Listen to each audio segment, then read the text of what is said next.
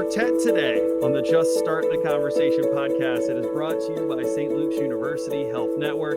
My name is Kevin Crockett, as always joined by Jody, McCloud, Missmer, and Amie, Allanson, Dundon, the legendary hosts of this podcast. Ladies, once again, good to be beside you, talking a little bit of men's mental health today. How's everybody doing? Everybody feeling good over there? Well, now I'm feeling legendary. Wow, so, that's I know, a big word. That was big. Yeah, I'm feeling really good. I'm excited to kind of have the dream team today together. And The dream team. Yeah, St. Luke's gave me an extra $20 to say legendary, by the way. Nice. You both are joined by the also legendary, an extra $20 there, Dr. Kyra Munzenmaier, a fourth-year psychiatric resident who is graduating, right? Coming up here. Correct. Yeah, this week. That's fantastic. So that is legendary. Thank you so much for joining us today. We certainly do appreciate it. Yeah, thank you so much for having me. Absolutely. So one of my favorite things to do is right before we're getting ready to start. We call it in radio, we call it save it for the air. But we all kind of come in with different ideas as we're getting ready to get into a show. And typically you want to have some idea where you're going, but you also want to kind of leave the door open for conversation to kind of go in any different kind of way. Today, our conversation is about men's mental health. And right off the bat, we were just getting started in this conversation. And Dr. Munzenmaier went and got a very large book that she said could give us some additional information on all the things we're going to be talking about today. So, Dr. Munzenmaier, what is it like to carry around that large book? I guess is the first question today, because there's a lot going on there. Very heavy task. Yeah.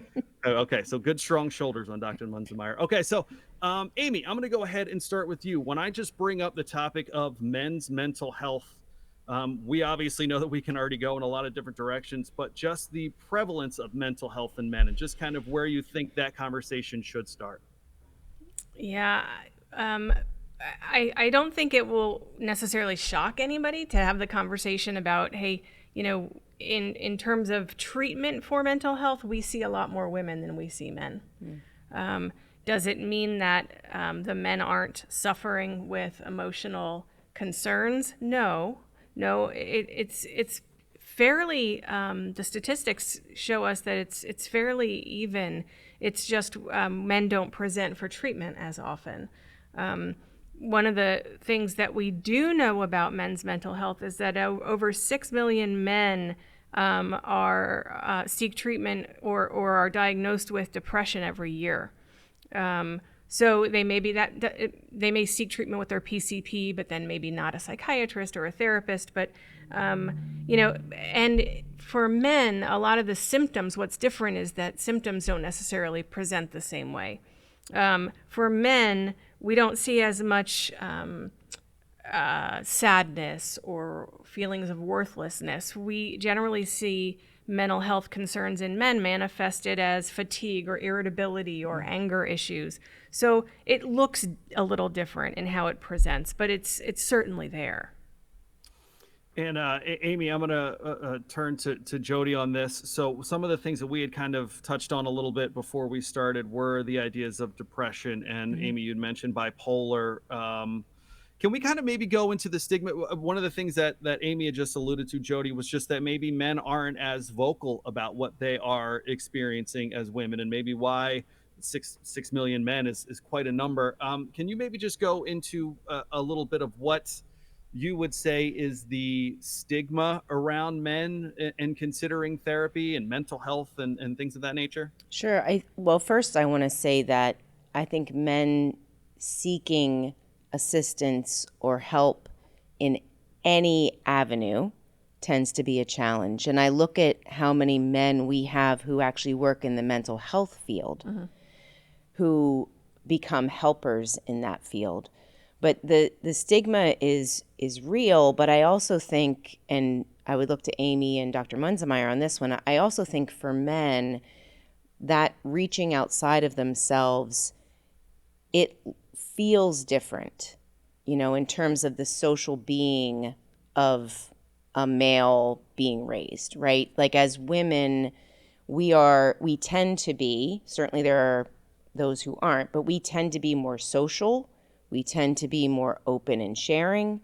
Men tend to internalize, and if you look historically and maybe at the way we think of a strong man, they don't demonstrate or show weakness, or there's a survival component. But I would actually, I look at it from the perspective of workforce, serving those men, there's also an imbalance. So if if you're more comfortable speaking to someone your own gender, you're less inclined to go and speak to a woman about your situation, and you may be more or less, but maybe more likely to seek someone who's familiar to you. Does that track? I mean, is that something that would make sense, Dr. Munzenmaier? I've had patients in the clinic literally say to me, I want to get, men, of course, saying they want to get mental health treatment, but they don't feel comfortable disclosing some of those internal thoughts to a woman. Even though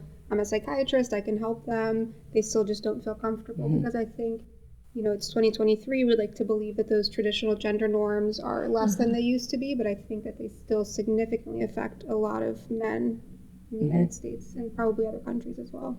Yeah, I think you're spot on. And I also think when you were talking, I was thinking, men tend to socialize in competitive packs. Like a wolf pack, and when they socialize, they're competing. Wait. For me, I just got visions of The Hangover in the wolf pack, but carry on. Go ahead. Sorry. So you're welcome. When we go out, generally, if the three of us were going out, we'd probably just go sit at a restaurant and talk.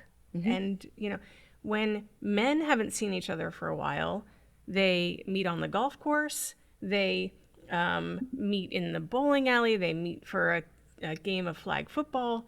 They go fishing. It's a sport. It's a hunter-gatherer. Like, let's get together and do something. And women, we are born to just talk.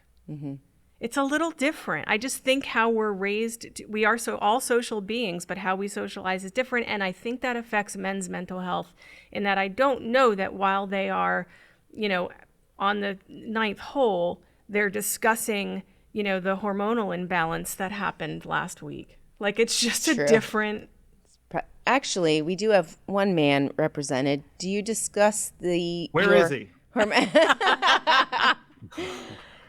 We're sitting here saying this. I mean, what do you think? Because you're the representative. So it's so funny in talking to my wife about situations that maybe she is aware of and talking to. I'm very fortunate that I've got a great group of friends.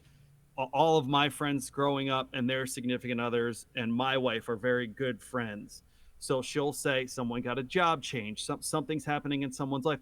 And to your point, Amie, maybe we are out on a golf course for a good 4 or 5 hours. Oh. And man, if she isn't upset when I come home and she says, "Oh, what happened with so-and-so? Did you talk about this?" And we go, "No, we talked about whatever it was that we did in 1997 that we remember." Fantastic. And we just, but it is, I think I wanted to come back to Dr. Munzenmaier with kind of that thought of just the social sharing that is the difference between men and women, because I know it doesn't matter anytime I go out. If I see my buddies for 15 minutes, if we see each other all day long, if there is something that's kind of, I don't want to say cloudy because it's not always necessarily terrible things that are going on. A lot of times there's life changes that are happening that are wonderful. But yeah, it is. She is often frustrated with me coming back and saying, "No, we didn't talk about that," because they can talk all day long, whether it's in their group chat, whether it's at dinner, whether it is whatever they're doing. So can you just, Dr. Munzenmaier, go maybe a little bit more in depth on that, on just these social sharing of women compared to men? Because I obviously need some tips, and I would love to share those with men in general. So if you could dive in, that'd be great. Yeah, I think it sort of starts from childhood, from the way parents perhaps raise their boys versus their girls, and how they encourage them to show or not show their emotions. And I think that carries into adulthood. And then I think, with social media these days, I think there's a bit more proclivity towards sharing, but probably a lot more from women than from men. I think men still have that certain level of discomfort when it comes to talking about these uncomfortable subjects. So I think it's, a very big factor in what prevents men from seeking help. Mm-hmm. Would you say they maybe need a different avenue? I asked that question, and just so you know, none of this we just go. So do you think men need a different type of interaction or a different type of therapeutic intervention, or is it simply innate or how they're raised? Like, what do you think about that? I think everyone is, regardless of their gender, I think everyone needs a little bit of a different approach just based on who they are as a person. And so I think it's up to the therapist and the psychiatrist to kind of gauge that in their initial interaction and in future meetings to determine, what this person in front of me needs. I think normalization goes a long way as well. What do you mean? So when you're first talking with someone, making sure they understand that the things they're presenting to you, the deep dark secrets that they're telling you about, that this is all normal, that plenty of people that you've talked with before have had these issues. You can tell them about the statistics if that helps, with the number of men affected by these problems. Just try to help them understand that they're not alone. So I'm sure men do require a different approach, but I would argue that every patient needs a different approach just based on who they are as a person. No, I think that's fair. And I think it leads us into similar experiences. And one of the things we were talking about a little bit before the show was, the loss of a child or perinatal loss. And in our episode with Dr. Warholic, we focused a lot on, the woman and the mother.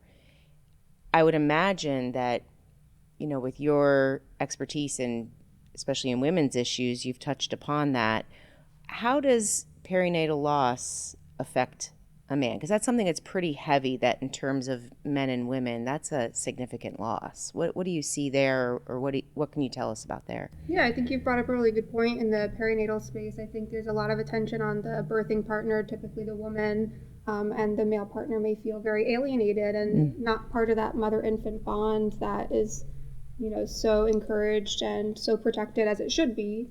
But I think men do feel like they're, separated or isolated from that in certain ways, and they may feel more financial burden during that perinatal time. And I think a lot of these differences in how men and women are treated in the perinatal period may contribute to men presenting with more checking out or more aggression, hostility, things like that. Yeah. So I definitely think it's important to be aware of the fact that, there's a high prevalence of depression in men in the perinatal period, that they may present differently. They may be checked out, not really interacting with the, mother-infant pair, but it's not because they don't want to be there. It's not because they don't want to be supportive. It's because they're struggling themselves. Does it impact their ability to recover or grieve? Does that alienation, and I'm sure this is true for any gender again, but how does that alienation specifically impact a man versus maybe a woman? Or how does alienation impact anyone who's going through a mental health issue? Yeah, I mean, if one's feeling alienated, they're probably going to withdraw. They're probably not going to seek out help. They're probably not going to feel worthy of that help or feel like anyone should pay them attention. So they'll probably withdraw, not seek help, experience worsening symptoms of depression or anxiety. And, I think that's a big contributor as to why so many relationships, end with perinatal loss. It's such a common problem. And why, there's a lot of issues with depression, suicide attempts, things like that when people are experiencing the loss of a child. Wow. Yeah, and I think then piggybacking on that, because you said suicide attempts, I think, that's the other piece I think that's important to really talk about here is that the highest suicide rates in the United States are found in Caucasian men over the age of 85. So, men sometimes will carry the burden of depression, of trauma, of whatever kind of they've picked up along the way, be it perinatal loss, be it whatever it is, and oftentimes won't talk about it. And those traumas build up. And unfortunately, we definitely see that, male suicides are on the rise. They continue to be on the rise. For the last, 25 years, male suicides are on the rise. It's the seventh leading cause of death among males, accounting for 2.2% of all male deaths in 2011. So, and through COVID, those stats have certainly gotten larger. Why? Why not the COVID question, but is it that men take more lethal means? Is it they attempt and die by suicide more often? I guess I'm wondering, because if we're saying that it's pretty statistically even in terms of mental health symptomology between the genders, but men die by suicide more often, why? Because men are using more lethal means. Okay, so it was lethal. Okay. Yeah. Okay. I mean, that's right, Doc? Yeah, that's my understanding as well. But I think to your point earlier, I think also the fact that these men aren't seeking help as frequently. I think there's sort of this concept in mental health. It's not the patient who's coming to your office seeking help that you need to worry about. It's the one who's not returning your calls, the one who's not coming in for visits, or didn't even seek help in the first place. Okay. Yeah, and I also think that something that's, I think, a good thing, a positive and a negative, is that we're seeing more issues related to sexual orientation, gender disparity, which had previously been very suppressed and not talked about. And I would say in the last 25 years, as a society, we've done a nice job at starting to have that conversation, but then bringing that out into the light and having more people step out and say, I am gay, or I am transgender, or whatever that may be. It's bringing those emotional issues and making kind of those raw wounds. I think that's really increased too. It's interesting because I serve on the Together with Veterans Steering Committee, which is a suicide prevention organization to prevent suicide in veterans and those who have served. And in those statistics, based upon dying by suicide, men and women are fairly even. And they're still doing some studies to figure out why the veteran population is even. And one of the running theories is that in the military, men and women both are equally comfortable with a firearm. And so since a firearm is much more lethal and can be more lethal, that's why in the veteran population, you see an almost even lethality to a suicide attempt because of that, the access and comfort with a gun. Interesting. The other thing we know about veterans, and I think this also contributes to veterans, is that we know that male veterans, right, regardless of their form of service, experience nearly twice the rate of alcohol and drug use as women, which I think is another interesting fact that I'm not sure what we want to do with that, but I certainly think that is important. Yeah. We've kind of touched on the idea of loss quite a bit in the last probably about 10 minutes or so of this episode. My first experience with therapy was the loss of a teammate in college.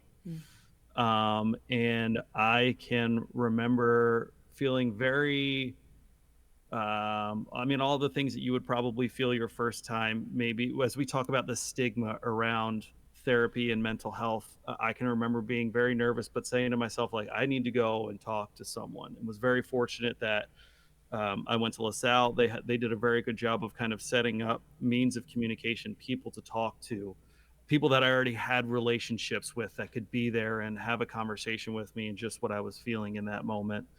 And I think I just kind of want to present the question to you all. It's something we've touched on in this podcast a lot, that certainly, COVID's been brought up in this conversation as well, that certainly in the last few years, the focus on mental health has been so strong, and the ways to maybe go about talking to someone, has its pros and cons, as we've discussed, but maybe it is encouraging more people to come out and have conversations that haven't talked to professionals before. But I mean, when you mention 6 million men, when you come out with statistics like these, you just think, what else can we do to try to help facilitate these conversations? And going back to my experiences, my first time with therapy, again, maybe if those people that I didn't already have a relationship with weren't the first ones that I talked to, I don't know that I would have talked to anybody and how I would have dealt with that as we talk about depression and substance abuse and different things of that nature. So, Dr. Munzenmaier, I'm going to start with you on this one, just as from the perspective of mental health. How do we encourage more people to try to come out and have a conversation? Anyone who's ever talked to me about my experiences with therapy, I recommend them 1,000 times out of 100. Go talk to someone. How do you suppose we try to get that as more of a bigger statement, to a more mass appeal to people, to say, hey, if you're feeling even a little something that feels like it's knocking you off your path a little bit, come and talk to us? How do we kind of get that conversation started?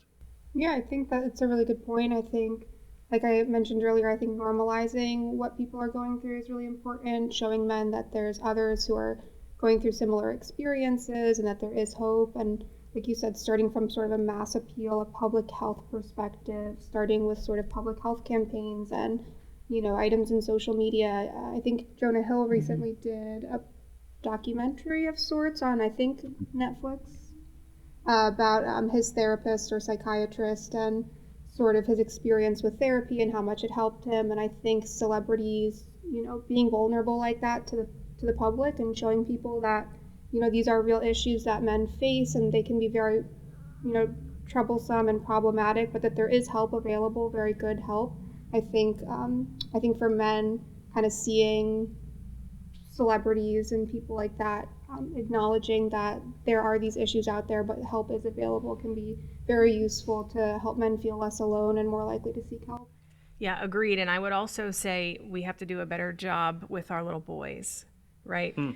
We have to do a better job as dads, as moms, as aunts, uncles, whoever that little kid's tribe is. We have to do a better job at making it, at norming it, and it's not even about how we discuss emotions, but it's okay to go and talk to somebody. And as a man in little kids' lives, be the one that's going to role model that, right? Be the one that's going to say, hey, I go to therapy, or I'm going to therapy today, and this is why. I have a patient who, he's a great dad, great father, great community member, great employee. And his whole family has their own individual therapist, and he finally started therapy, and they have a group family text chat with the kids, be like, hey, how was therapy today, Dad? And they're normalizing it. And, they rag on each other and, who'd you talk about today? And, but he'll be the first one to admit this really helps. So it's about normalizing it first within the family, I think. And then, for sure, our superheroes that we see on TV and Netflix, but also our athletes, right? I think that's significant. And we have a lot of really famous athletes, men that have had mental illness or deal with it or struggle with it and have come out publicly across the years. I think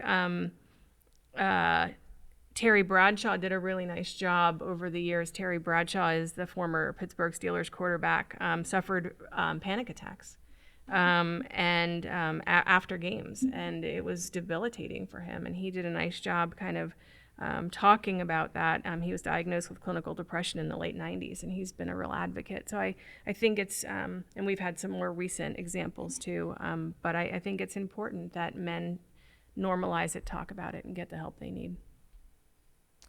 Yeah, I mean, we had one of our first conversations going way back when, maybe episode 3 or episode 4, was Lane Johnson. Took time away from football at the height of his career. I mean, you could argue he's in the middle of a Hall of Fame type career.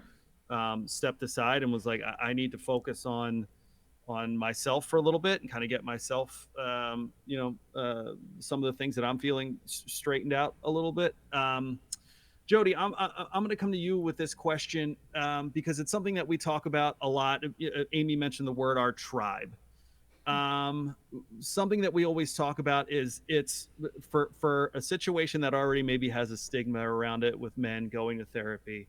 If you're somebody who's observing a man in your life that you think again, we talk about how men don't like to talk about things and do those sorts of things, but maybe there's somebody in your life that you've noticed is usually a little more outgoing, a little more jubilant, and all of a sudden maybe you're starting to see that something has recently happened in their life, and that might not even be the case, but something recently happened in their life that's kind of got their demeanor changed a little bit. The approach to trying to talk to someone you love, particularly a male, if it's your father, your brother, whoever it may be in your life, just that kind of, how do we go about kind of wrapping our arms around them and talking to them, and just having them embrace the idea of talking to a professional about what they're feeling? I think I'll go back to what Dr. Munzenmaier said in terms of things being individualized, but I think it has to do with what your relationship is with that man at the outset. I'm going to approach my brother differently than I'm going to approach my father. And my father's 88 years old. I'm probably not going to say, "Hey, Dad, we need to talk," because he would probably be like, no, we don't," and probably walk away, right? So I think you have to approach the individual with love and compassion, but with being normal, right? If I all of a sudden said to and I'm the youngest of all boys, if I went to my big brother and I was like, "We need to have a conversation," he'd be like, "Whatever." But if I said, "Hey, come on, would you mind helping me? Would you mind helping me with this?" And then while we're doing something together, I start to say, "It seems like something's going on. Am I off base, or are you just being a jerk like usual?" I think it has There's to be a way. Yeah, I think that you have to innately know how you can communicate with that other individual, and I think changing the way you do that, it can sometimes feel uncomfortable for someone. I told my husband this morning that we were having a session on men's mental health, and he said, he's like, "Oh, well, do you need me?" And I said, "We don't have time for that." But I might revisit. We'll do a 4-part episode. Yeah. But him saying that, I'll probably come home today and say, "Hey, seriously though, did you want to be a part of that? And if you were a part of that, what would you say? Yeah. Why do you think? What would you contribute?" And open up that conversation to be like, "Well, my dad this," and sometimes those are the ways. And then if it's too heavy, you can go, "I think you might need to talk to somebody about that, like somebody that you pay." Sure. That would be my recommendation, is just to keep it very natural and very normal. I think if it's someone who you don't know, and we, those of us who are in the workplace or live in a community, I think it's always important to ask the question if someone's okay. I think that's the piece, that we need to be a community in a way that we look out for one another in the way we saw during COVID, and actually say to people, "Are you okay?" So even if we're not friends with them, even if we're not, even if we're just colleagues, that we're actually saying, "Are you all right? Because you've been just acting different. It's none of my business, but I just want to make sure you're okay." I think we need to be able to ask the question. Agreed. So, Dr. Munzenmaier, I'll wrap with this question to you. The word internalize has come up quite a bit in our conversation today. For somebody who is out there listening, who may be self-aware in the fact that they're internalizing a lot, and maybe have not considered the idea of talking to someone about their mental health, what would you say for someone is just that first step? It's going to take some people a lot more than just being like, "Oh, hey, I'm just going to go walk to a therapist's office and set up an appointment, do all those things." What do you think is just kind of the, in terms of their own self-awareness, that they think, okay, now is the time that I do need to talk to somebody, just kind of the first easy step that they can take? A phrase that I like to use, Jody and Amie can tell you on the show, is put their toes in the water. Get their toes in the water a little bit about considering going to talk to a professional about their mental health, just kind of where your first step might be to tell them to go. Yeah, so I think that there's a lot of good avenues that men can go towards to seek treatment. A lot of them may have a primary care doctor or other type of physician who they already know and trust, and I think that's a really good avenue to start with, since that's someone presumably that the person is comfortable with and feels open talking to about these things, or at least less uncomfortable. I think a lot of men also have access to resources through their employment, things like EAPs. That can be a really easy first step to kind of just call the phone number, get a referral. I think also there's some good warm lines and things like that, just to see if maybe that, therapy or medication is something that the person is interested in. There's actually a lot of great resources out there, in social media and all sorts of places all over the internet. Podcasts like this one, just, it's not even has to be the person talking to someone, talking to a therapist or a psychiatrist, but even to just, join this conversation of men's mental health and listen to podcasts or reach out to certain support groups online, I think can be really accessible steps. I love the I not that I love the podcast because we're on it and I know we're wrapping, but I think that is huge that you don't have to be a participant in educating yourself about what's going on in your life and what you're experiencing. You can listen to it and find insight. I think that's a great suggestion. Yeah, thank you. And I think, it can be hard for men to admit to someone, anyone, even a trusted primary care physician, can be a very difficult step. So I don't want to minimize that, which is why I suggest maybe doing something a bit more passive through social media, through support groups where the person may not feel so exposed, but is still able to make that first step. I like that. That's great. I think that's an excellent spot to start for someone, and I think this is an excellent spot to wrap. Now, we'll have the next 4 parts of this series with Jody's husband coming up, so I stay can't tuned wait. for those. I cannot wait. Stay tuned. Buckle up for those episodes, folks. I want to thank Dr. Kyra Munzenmaier for joining us, and congratulations, Dr. Munzenmaier. Thank you. I appreciate We're getting ready to graduate this week, so thank you for doing what you do. Certainly, you've got 2 wonderful people on either side of you that certainly are, I'm sure, just great pillars for you as you're starting to get your career started, because I know that they've been wonderful for me in this podcast, because my PhD still hasn't come in the mail just yet. For Jody, McCloud, Missmer, and Amie, Allanson, Dundon, it is a pleasure as always, ladies. Thank you so much. Really do always enjoy our conversation, so thank you. Thank you, Thanks. Crockett. It is the Just Start the Conversation podcast, and it's brought to you by St. Luke's University Health Network. You can get more information at sluhn.org.